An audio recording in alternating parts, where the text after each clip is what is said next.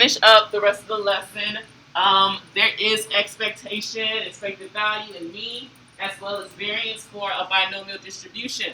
So for a binomial distribution, it's pretty simple. Expectation is nothing but n times p, your number of fixed trials times your probability.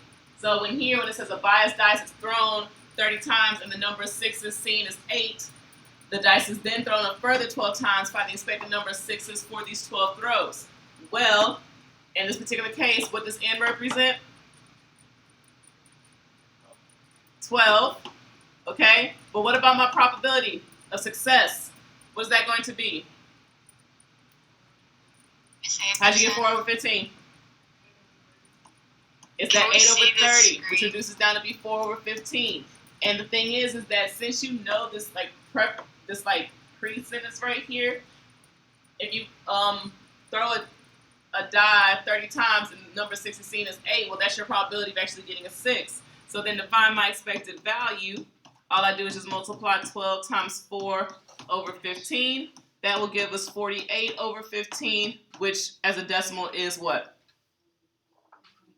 3.2. So my expected value or my expected number of 6s for these throws is going to be 3.2. Just like with normal mean, we wouldn't round that. We would leave it at 3.2.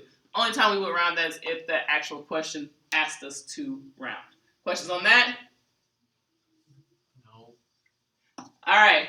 So variance, just a reminder, when we talked about statistics last year, we talked about that variance was the measure of dispersion. Basically talked about the spread of your values amongst the fixed value, aka the mean.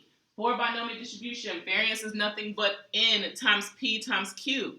Remember, q is the complement of p, so it's 1 minus p. In a large company, 40% of its workers travel to work on public transportation. A random sample of 15 workers is selected. We want to find the expected number of workers in the sample that travel to work and the standard deviation. Well, if I'm looking for my expected number of workers, I'm just going to get that by taking n and multiplying it by p. What's n?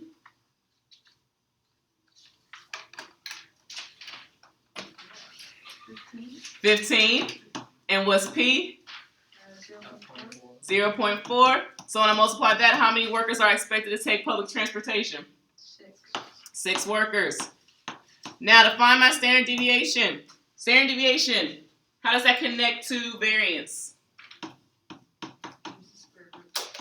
It is the square root of variance. So then to find my standard deviation, all I have to do is take the square root of variance, which is n times p times q. Well, I already know that n is 15, p is 0.4. What's q? 0.6. So I just type that in. I take the square root and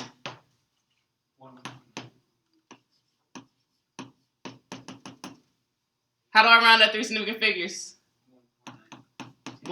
1.90. Remember, you want to have that placeholder for that 9 that got rounded up, which caused the 8 to round up as well. So you want to make sure that you have a placeholder there for that 9 from the original number. And that is how we do.